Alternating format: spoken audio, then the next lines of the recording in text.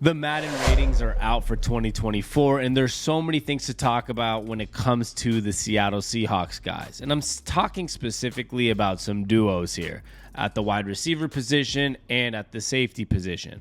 But before I keep going with this, I want to mention the fact that I don't really care that much about Madden ratings. The reason I care about this is because it's giving me somewhat of a topic to talk about in terms of the Seahawks players at these positions, more than the fact that I want to talk about where they're rated in Madden ratings.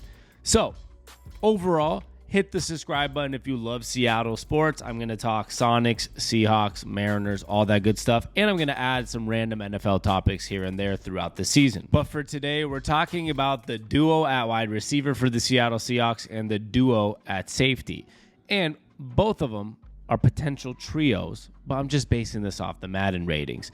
At wide receiver, first and foremost, of course, we had two guys in the top 16. DK Metcalf landed at 16 with an 88 overall, while Tyler Lockett, his counterpart, landed at 15 with an 89 overall. Now, I actually think both these guys have a lot of arguments to be a little higher on the ratings. Let's just break down a few guys that are there. I think in the top 10, it's pretty fair. You go from Justin Jefferson, Tyreek Hill, Devontae Adams, Stephon Diggs, Cooper Kupp, Jamar Chase, DeAndre Hopkins, Terry McLaurin. And this is where I feel like DK or Tyler could have fit in. At 91 overall for 9 and number 10 was A.J. Brown and Amari Cooper. I kind of feel like DK Metcalf is right there with A.J. Brown, and the same with Amari Cooper. They're all right there. Tyler Lockett can make an argument to be there, and they're only 2 Madden ratings or 3 Madden ratings different. Before Tyler Lockett and DK Metcalf, the list finishes off of CeeDee Lamb, Mike Evans, Deebo Samuel, Keenan Allen, and then you get to Tyler Lockett and DK Metcalf. Now, Tyler Lockett's 89 overall is technically tied with Deebo Samuel and Keenan Allen.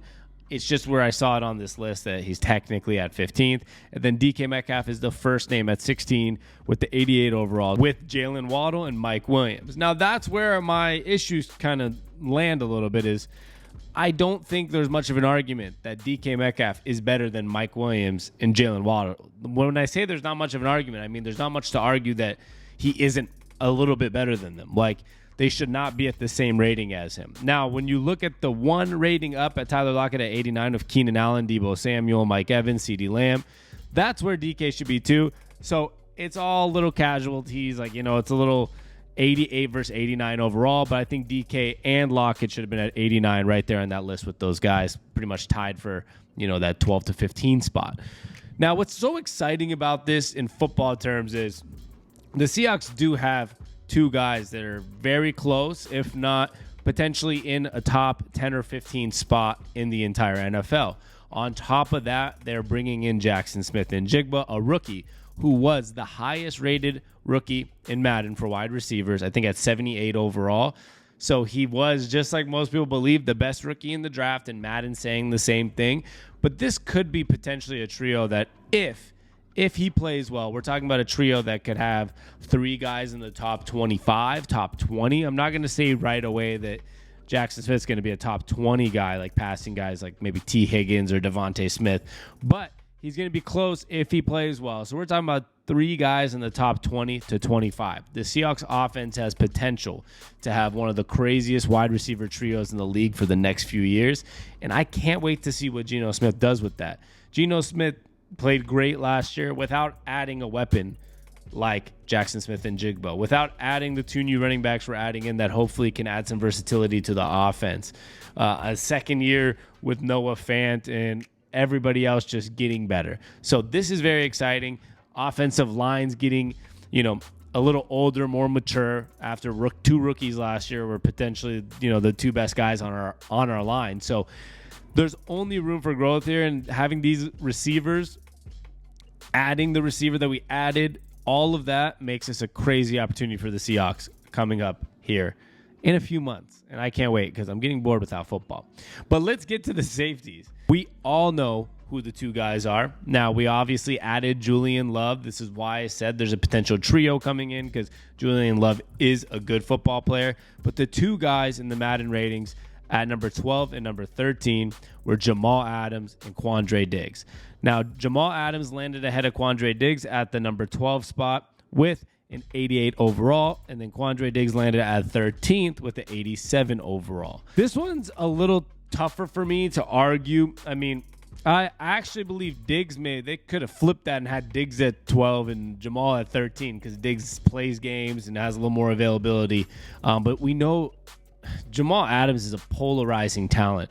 When he's in the game, when he's healthy, when he's playing, there's so much he can do. I actually believe this year he's going to have a phenomenal year if he's on the field. Obviously, there's always that asterisk if he's playing. But there's so much opportunity for him outside of just being a safety. And that's what makes him interesting. I think with bringing in Julian Love, I think they're telling us they're going to use Jamal Adams in weird ways. We know that he can kind of play this like non-coverage safety that's blitzing, almost like a hybrid outside linebacker that's there to make plays more than be a standard safety. So his upside's always there. It's really hard to argue his upside because he has so much talent and so much potential to do crazy things on the field. And I think that's what puts him always a little higher on people's rankings. And when he's healthy, he is that guy. If he's been healthy for the last 2 years, he's probably not at 12. He's probably at 5, 6, 7, or 8. He would not be at 12. So that's where it gets really interesting. But Quandre Diggs is right there. I'm happy Quandre Diggs is getting some of the respect that he deserves. I feel like for a long time, Quandre Diggs did not get the respect that he deserved, but he got it this time, and he fits in right there. I mean, it's hard to argue some of them. There's so many good safeties in the league. I'm just going to break down the top 10 was Derwin James, Minkah Fitzpatrick, Justin Simmons, Kevin Byard, Bird, I don't know how it says, Jesse Bates. You have Budda Baker, Jordan Poyer, Harrison Smith, Micah Hyde. Those are a lot of guys that fit in the top 10. And then obviously right before you have Jamal Adams, you have Marcus Williams there. And then Jamal Adams, Quandre Diggs, Jimmy Ward, all of them are there in that spot. This team is phenomenal the way that we have, like I said, 2 guys in the top 15, 16 technically for wide receiver, the 2 guys in the top 13 at safety with the hybrid guys that could potentially be top 25 guys, the Jackson Smith and Jigba, the Julian Love. We're talking about insane duos, insane potential trios at all these positions. Now, I haven't seen the corner rankings yet, but I'm excited to see the corners because with Devin Witherspoon coming in, he's going to probably be the highest, not probably, he will be the highest rated corner for rookies. And then you have Tariq Woolen, who's going to be somewhere in the top 10. Yeah, I know the ESPN rankings didn't even have him in the top 10 corners in the league, and they had Sauce Gardner at 2, which is absolutely insane if you compare the statistics because Tyreek had a better year. But he's just in Seattle. He's not with the New York Jets on the East Coast biased. But that's a different story for another day. I'll make a video about that. The point is, we are going to potentially have, if Devin Witherspoon comes out and has a season like Tariq Woolen's, we're going to potentially have also a top 10 to 15 duo at cornerback, at wide receiver, at safety, and it's only going to get better from here. We have Bobby Wagner at the linebacker position, who is still a top 10 guy. You have Kenneth Walker, who's probably a top 10 running back. Geno Smith played like a top 10 quarterback last year, and if he continues to do it, then who knows where the ceiling is. It's going to be insane. And despite Tampa Bay Trey not putting Pete Carroll on his top 10 coaches, Pete Carroll's a top 2 or 3, if not 4. Mike Tomlin, Andy Reid, Pete Carroll, Bill Belichick, Sean McVay. Those are probably like the top coaches. I know I'm probably missing a couple, but those are the guys, for being honest. Let's look at who's won Super Bowls instead of worrying about who has cool offensive stats like Kyle Shanahan and then always chokes in a big game. Just saying. No hate to the 49ers. Just saying. Point is, Madden ratings came out, got me a little hyped up about the seasons, where our guys are sitting, what we have coming in store. I don't really give a crap about Madden ratings that much, but I care about the way it's letting my mind shape out to what we have in terms of guys at each position, if that makes any sense. We have guys at a lot of positions. It feels good. It looks good. And Madden ratings give me an exciting chance to say, hey, we do have a couple guys in the top this, top that. Even though some of them might be right, some might be wrong. But it's exciting for me, and I'm just ready. I think training camp starts here in like 10, 15 days, so let's pick up the pace here because I need football in my life. I need things to talk about here, and I need to enjoy some Seahawks football. I love you all, though. All the support means the world to me. Bring back our Sonics, and Let's go football time.